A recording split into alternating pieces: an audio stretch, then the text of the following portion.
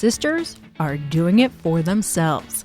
This is Chapter 8 of Author Talks with Lisa T. And coming up, I chat with author Suzanne Allain about The Ladies Rewrite the Rules, her latest Regency novel, featuring a group of women who decide to try and turn the tables on high society and the patriarchy after the discovery of a little black book. Your book is so much fun. I read it front to back in one day in a couple hours. We have a widow who finds herself listed in a book of eligible and moneyed women and basically takes that information and turns the ton on its head when she gets her hands on it. And I hear this was actually based on a real directory? Yes, yeah. So I stumbled across this directory a few years ago when researching one of my previous Regency novels.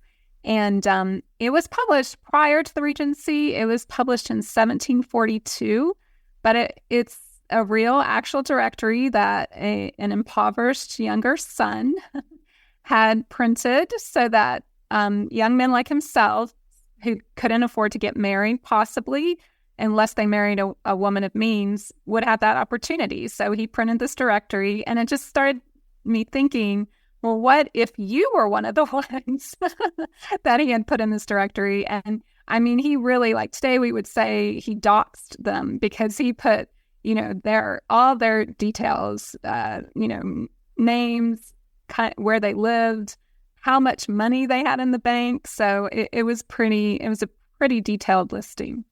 I think when people think of this time period, they don't think of men marrying for money. I think people always like to think, oh, it must be like the daughters are being married off for money. So can you explain a little bit how this would have worked, why this would have been an upward move for these younger sons to get there, to marry these women?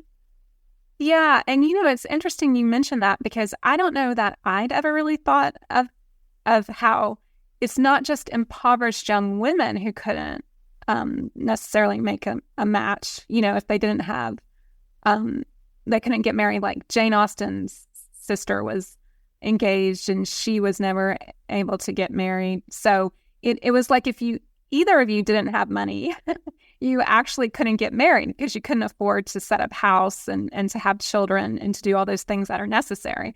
So it was actually, I was watching a documentary by Amanda Vickery, and she's a British historian, and she was talking about how these younger sons, had this dilemma. And I watched it a few years ago, but I remember, I think she even read from a letter where this young man just was so lonely and really wanted to get married, and his circumstances prohibited him from that. So it was a real thing.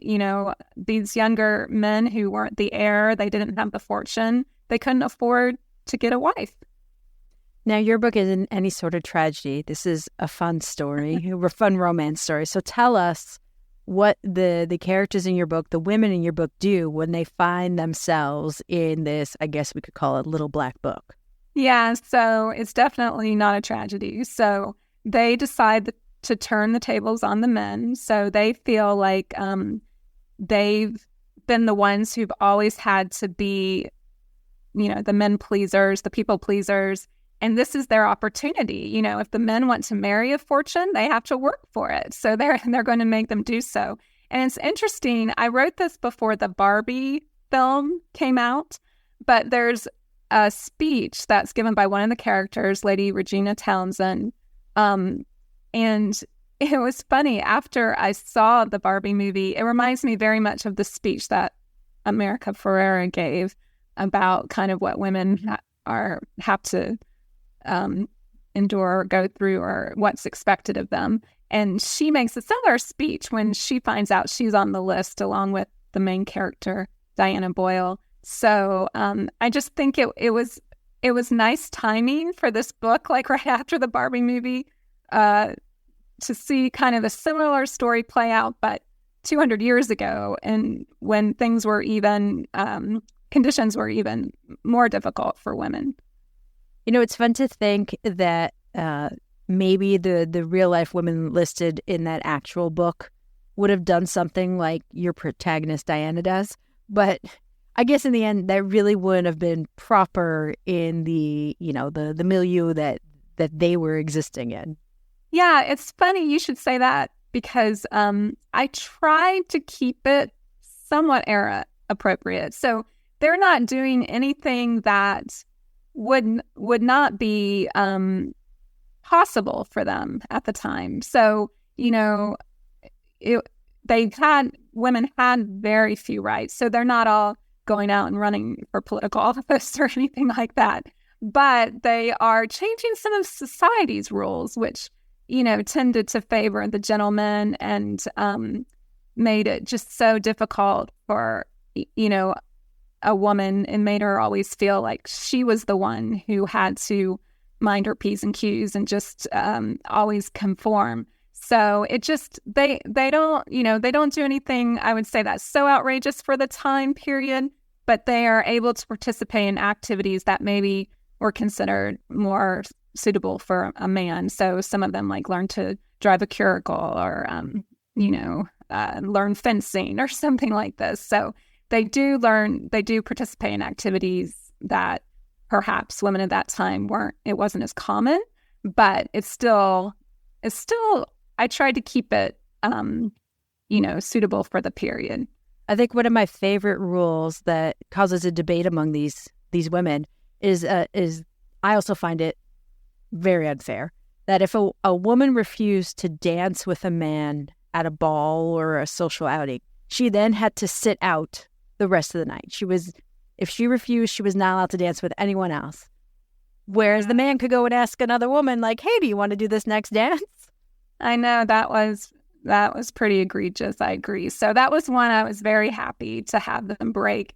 But yeah, like you mentioned, the actual characters in the book are even shocked that they would be permitted to refuse a gentleman and still be able to dance with a different gentleman. So yeah, that is a very good example of the kind of very archaic rules that women were subject to at that time.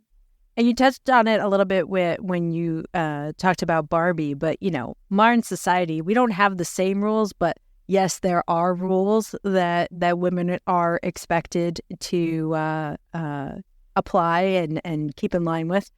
Are there any that you can think of that you would want to rewrite now?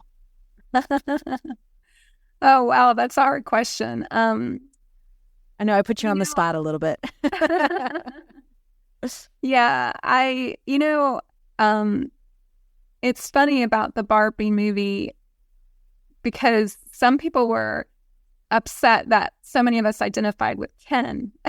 And I felt the reason we identified with Ken was because he was actually playing the woman's role, in the Barbie universe, he had that role. So I guess I don't know that there are any rules necessary that I'd like to change. I do feel like I'd like to see perhaps attitudes changed. So the idea Ken, he just could not get the respect that he felt, he's anywhere else I'd be a 10. Barbie has to give him that speech at the end that he is enough.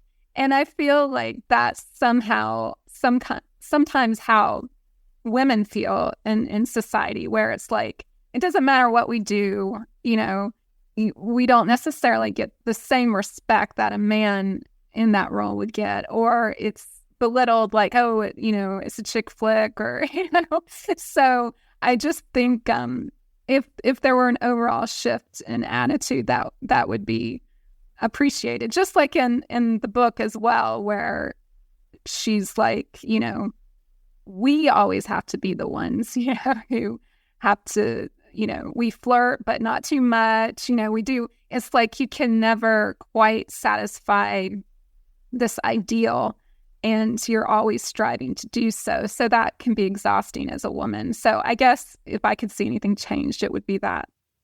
Now, when you were writing this book, did you have that sort of, not necessarily social message, but this idea that, it can be unfair and want to promote conversation?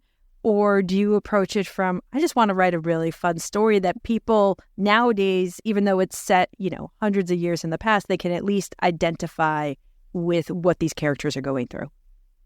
I probably would say it's closer to the latter, although I do think of the theme that I'm putting out there.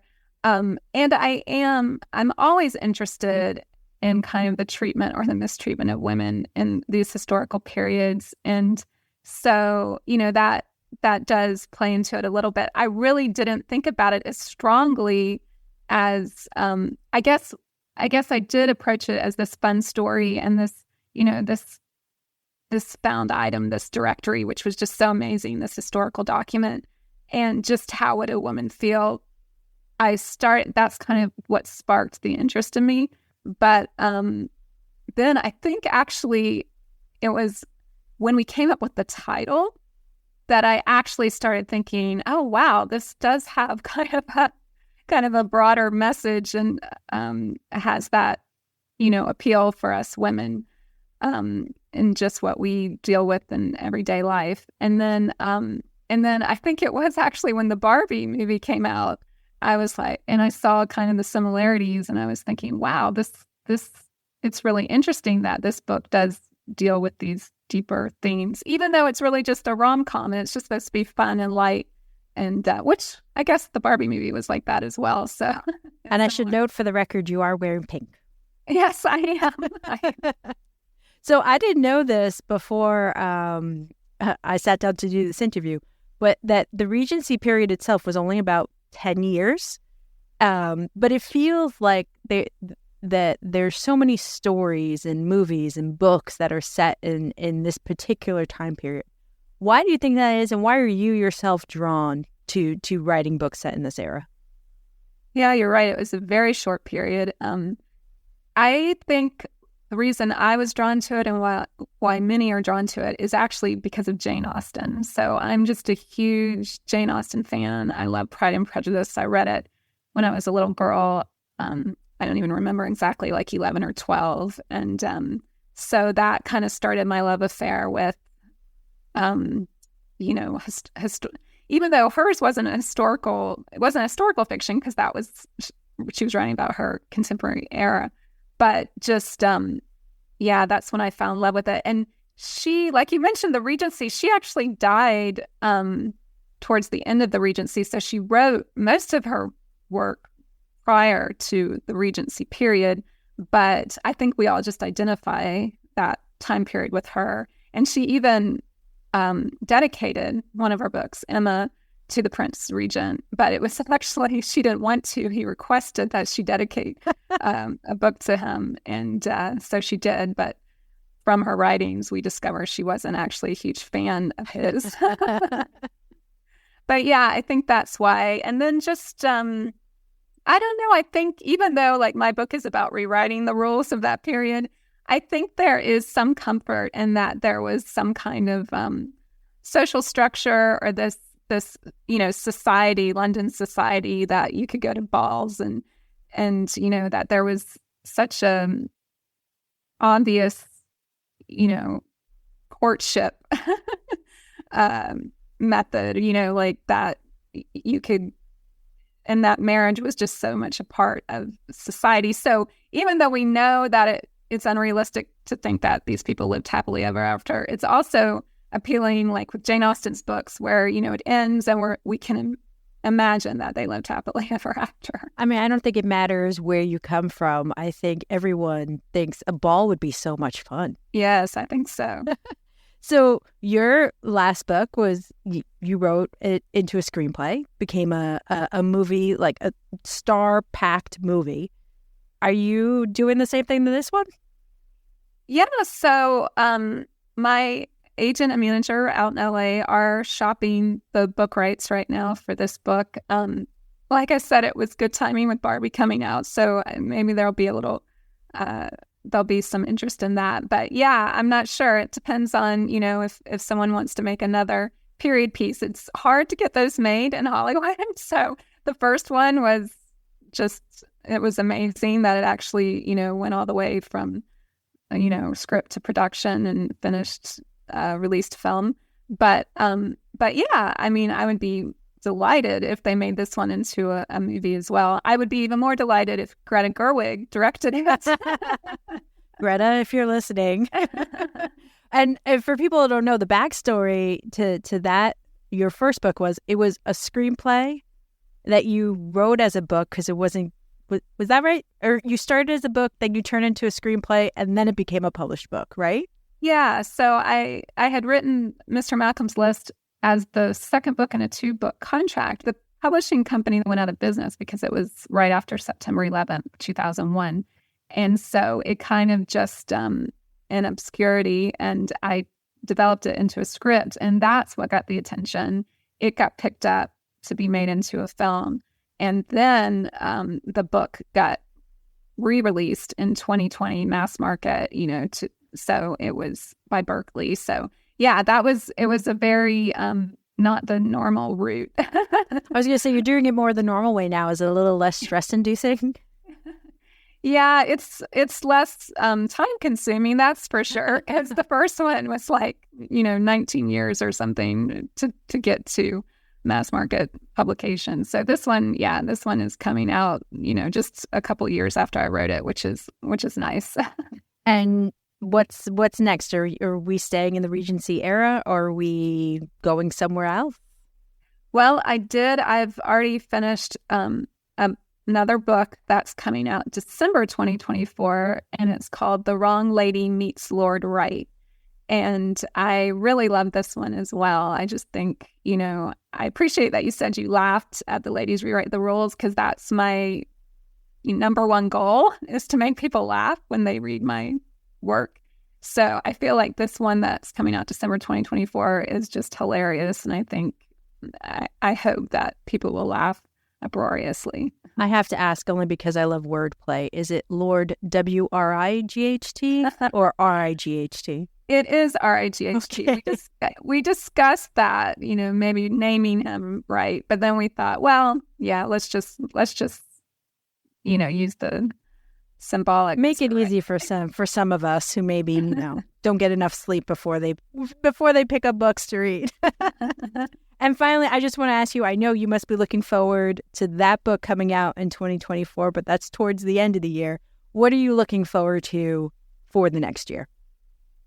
Well, Ladies Rewrites the Rules comes out in January, the very first month of the year. And I'm doing a few book signings, in my home state of Florida. And so I'm actually looking forward to having January over. Because it's going to be exciting, but it's going to be just really, really busy. So I'm super excited that, for the early part of the year, and then maybe towards the middle of the year, do some traveling with my husband. That's what I'm looking forward to. That sounds like a great plan for a year. And I mean, I don't think you're alone in hoping that January just goes away from where we are without much snow. But we'll see what happens. Suzanne Allain, the new book is The Ladies Rewrite the Rules. Thank you so much for spending time with us today and talking about it. Oh, thank you so much for having me. It was a lot of fun. And that's where we close the book on this chapter. Next time we delve into a romantasy where two people who love each other but also hate each other find themselves in the middle of a war between gods. What is a romantasy? You'll have to wait till next time to find out. Until then, subscribe to this podcast and follow me on Insta and X at Lisa T Books. I'm Lisa T. Keep turning those pages.